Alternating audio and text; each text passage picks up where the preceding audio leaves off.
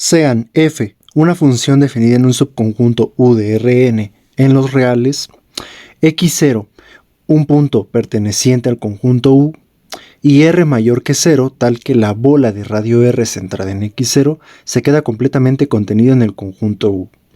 Vamos a probar que si para toda i perteneciente al conjunto desde 1 hasta n se tiene que la derivada parcial de f con respecto de xi, esta parcial existe para cada punto en la bola de radio R centrado en x0, y además estas mismas parciales están acotadas en la bola de radio R centrado en x0, entonces f es continua en x0. Comencemos utilizando la hipótesis de que las derivadas parciales están acotadas.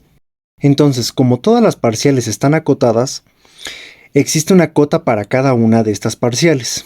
En total tenemos n derivadas parciales. Entonces, como tenemos una cantidad finita, podemos tomar la cota más grande de todas las cotas de las parciales. Entonces, tomando esa cota más grande, entonces yo puedo decir que existe m mayor que 0, tal que para toda i que va desde 1 hasta n, para cada punto en la bola de radio R centrado en x0, se tiene la siguiente desigualdad. Y es decir, que no importa qué parcial, siempre el valor de la parcial evaluado en cualquier punto de la bola, siempre eso en valor absoluto va a estar acotado por m. Ahora vamos a definir al siguiente vector h, que va a tener coordenadas h1, h2 hasta hn, un vector que pertenezca a la bola de radio R, pero centrada en 0. Con este vector vamos a definir los siguientes vectores, los cuales van a ser h1, es el mismo vector h, solo que en vez de la primera coordenada, es decir, la coordenada h1, voy a ponerle un 0. h2 va a ser el mismo vector h, pero en vez de las primeras dos coordenadas, h1 y h2, voy a colocar ceros. Y así sucesivamente. h3 será poner las tres primeras coordenadas 0, h4 es poner las primeras 4 coordenadas 0, y todas las demás seguirían siendo las mismas del vector h. Así hasta que llegamos al vector h sub n-1, el cual tiene todas las primeras n-1 entradas con 0, y la última entrada es la única que se conservará, es decir, la entrada hn. Algo que quiero que notemos es que todos los vectores anteriores pertenecen a esta bola. Para verificar eso, recordemos que h sí está en esta bola. Es decir, que h esté en esta bola quiere decir que su distancia al vector 0 es menor que r. Pero pues esto es lo mismo que decir que la norma de h es menor que r.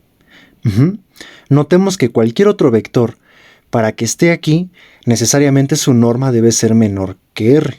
Entonces lo que voy a argumentar es por qué todas las normas de los vectores anteriores, es decir, h1, h2 hasta hn-1, por qué todas esas normas son menores que r.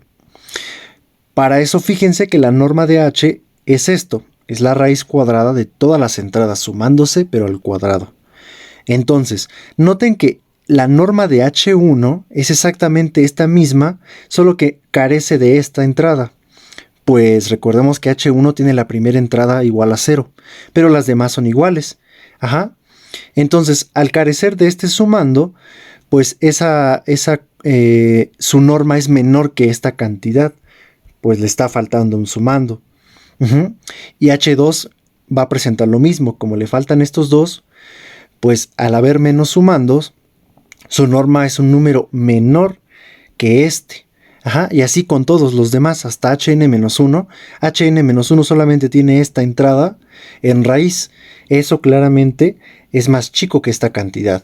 Por tanto, todas las normas son menores que esta, y como esta ya es menor que r, las otras también. Por tanto, todos esos vectores están en la bola de radio R con centro en 0. Lo anterior lo tuve que argumentar para lo siguiente. Noten cuáles son las distancias entre el punto x0 y el punto x0 más h. Pues si notan, adentro de la norma los x0 se me van a eliminar y solamente me queda la norma de h. Y la norma de h ya sé que es menor que r. Ahora, la distancia entre x0 y x0 más h1, así como arriba, solamente me queda h1. Pero ya argumenté que la norma de h1 es menor que r. Y así si nos vamos con todos los vectores h2, h3 hasta hn-1, obtengo lo mismo, y es que esta distancia es menor que r. Lo anterior era para mostrar que todos estos puntos están en la bola, ahora de radio r, pero centrado en x0.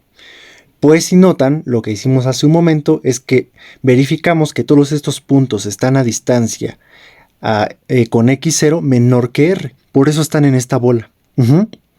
Y ahora, ya que todos estos puntos están en la bola, lo que quiero notar es que si yo tomo, por ejemplo, considero el segmento entre estos dos puntos, como la bola es un conjunto convexo, ese segmento debe quedarse contenido en la bola, el cual es este. Ahora, si vamos así con todos los demás puntos, el hn-2 con el hn-1, así hasta que consideremos el punto x0 más hn-1 y el punto x0, todos estos segmentos se quedan contenidos en la bola, pues estamos tomando extremos pertenecientes a la bola. Y al ser la bola un conjunto convexo, todos estos segmentos se van a quedar contenidos en la bola. Ya por último, vamos a hacer estas cuentas. Todas estas cuentas son necesarias, pues quiero utilizar un teorema muy importante. Entonces quiero que noten que si ustedes restan estos dos vectores, pues solamente me queda h menos h1. Pero recordemos que h1 es el mismo vector h, solo que la primera entrada es 0. Entonces, al restarle h1, le estoy quitando todas las coordenadas restantes, excepto la primera, pues a la primera no le estoy restando nada, porque la primera coordenada de h1 es 0. Entonces, al hacer esa cuenta, lo único que me va a quedar es h1 y puros ceros. Entonces yo puedo ver a este vector h1 con puros ceros como h1 por el primer vector canónico, es decir, el vector canónico que tiene la primera entrada 1 y las demás ceros. Eso es lo que estoy poniendo ahí, que esa resta es igual a h1 por el primer vector canónico. Ahora, hagan lo mismo pero con h1 y h2. Les queda esto y van a verificar que eso es h2 por el segundo vector canónico. Si se siguen así haciendo esas mismas cuentas, van a llegar también a que x0 más hn-2, si le restamos x0 más hn-1, lo cual es esta cuenta, pueden verificar igualmente que eso es hn-1, es decir, la n-1 entrada del vector h, por el n-1 vector canónico. Y por último, si ustedes realizan esta cuenta, la cual es hn-1, recordemos que hn-1 es simplemente el vector que tiene todas las coordenadas 0, excepto la última, la cual es el hn. Por tanto, pues también esto se puede ver como hn por el enésimo vector canónico. Se preguntarán por qué tuve que hacer todas las cuentas previas. Y la razón es que quiero utilizar este teorema, el cual me dice que si tengo una función así como la que tengo en el problema, una función definida en un subconjunto U de Rn, y dos puntos en U diferentes, tales que el segmento entre ellos se queda contenido en U, y la resta de los vectores es igual al iésimo vector canónico por alguna constante, entonces si la derivada parcial de f con respecto de xy, donde y es el mismo índice de aquí, si esta parcial existe para todo punto en el segmento entre a y b, entonces existe el escalar xi en el intervalo 0, valor absoluto de c, donde c es el número de aquí, tal que el vector xi, y, que es igual a más xi veces el vector canónico iésimo, este vector va a estar en el segmento entre a y b, y además, que es lo más importante que necesito ahora, es que f de b menos f de a se puede ver como la multiplicación de c por la derivada parcial de f con respecto de xy, evaluado en el vector xi. Ahora sí, aplicaré el teorema anterior para conseguir estas n igualdades. Ahora, notemos que estos dos puntos yo ya argumenté que estaban en U. Además, ya argumenté que el segmento entre ellos dos está en U. Y ya argumenté que la resta es igual a h1 por el primer vector canónico. Entonces, aplicando el teorema, van a ver que el teorema me asegura que la evaluación de f en estos dos puntos, esta resta es igual a h1 por la derivada parcial de f con respecto de x1 evaluado en el vector xi1, el cual es el que se menciona en el teorema. Notemos que esta derivada parcial existe, pues como el segmento está contenido en u, en la bola, ya sabemos que en la bola la parcial siempre existe. Era una de las hipótesis. La parcial existe en toda la bola, para cualquier punto en la bola, y como el segmento estaba contenido en la bola, pues esta parcial existe. Entonces apliquen el teorema así para todos los demás puntos. Así es, llegaremos hasta x0 más hn-2 con x0 más hn-1. Los dos puntos están en la bola, es decir, en u. Además, el segmento también. La parcial existe para cualquier punto en el segmento. Y la resta de esto era hn-1 por el n-1 vector canónico. Entonces, pues el teorema me dice que tengo esta igualdad. Y por último, estos dos también están en el conjunto U, el segmento también, y la parcial existe para cualquier punto en el segmento. Entonces la resta es igual a hn por la derivada parcial de f con respecto de xn, evaluado en el xin vector, el cual sale del teorema anterior. Ahora sí probaré que f es continuo en x0. Para ello, comencemos tomando el valor absoluto de la resta entre f de x0 más h y f de x0. Lo que haré ahora será añadir los términos f de x0 más h1, f de x0 más h2, y así hasta tener todos los términos hasta f de x0 más h sub n-1. Para añadirlos, pues los voy a tener que ingresar en el valor absoluto, sumando y restando, para no alterar la expresión.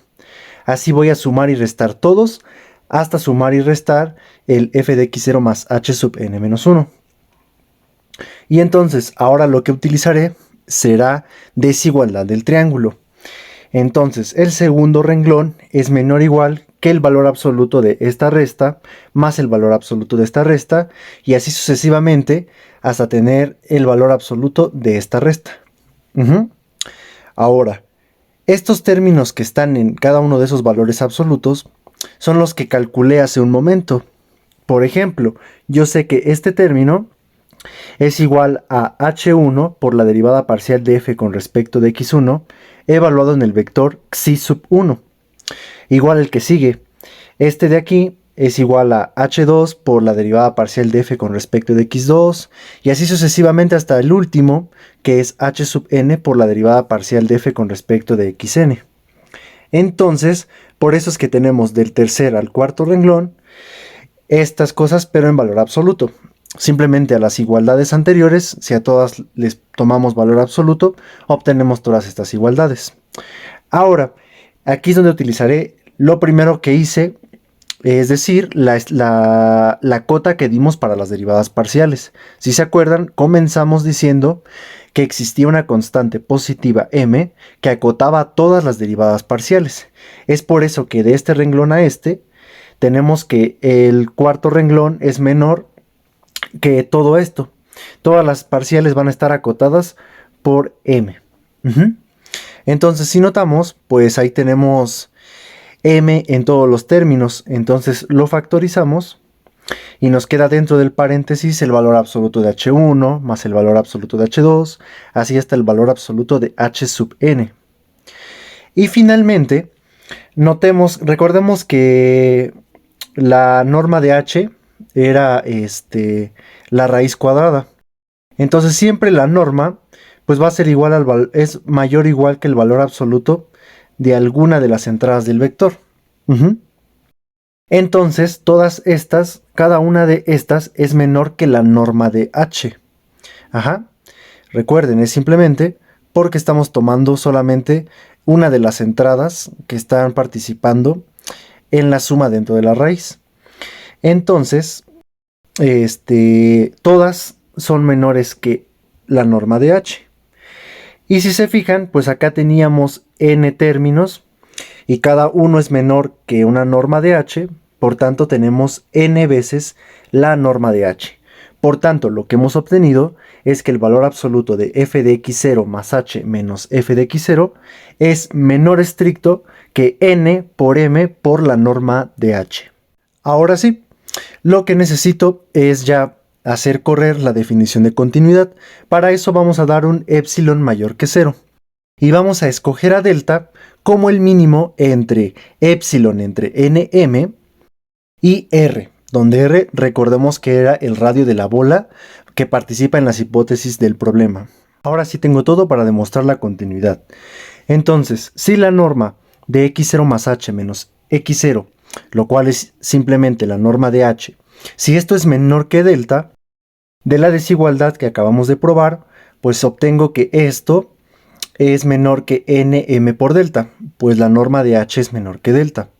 Pero recordemos que delta era el mínimo entre r y epsilon entre nm. Por tanto, yo puedo decir que esto pues es menor o igual que nm por epsilon entre nm. Y si notamos, aquí se me cancelan estos y solamente me queda epsilon. Es decir, que si la distancia entre los puntos x0 más h y el punto x0 es menor que delta, entonces la distancia entre sus imágenes es menor que epsilon. Lo anterior dicho prueba entonces que el límite cuando h tiende al vector 0 de f de x0 más h, eso debe ser igual a f de x0. Eso es la estimación anterior, es la definición epsilon delta de este límite. Pero si nosotros hacemos el cambio de variable x igual a x0 más h, este límite de acá pues se me transforma en este, el cual me dice que el límite cuando x tiende al x0 de f de x, eso es igual a f de x0. Pero pues recordemos que esto es precisamente la definición de continuidad en el punto x0. Por tanto, la prueba está terminada.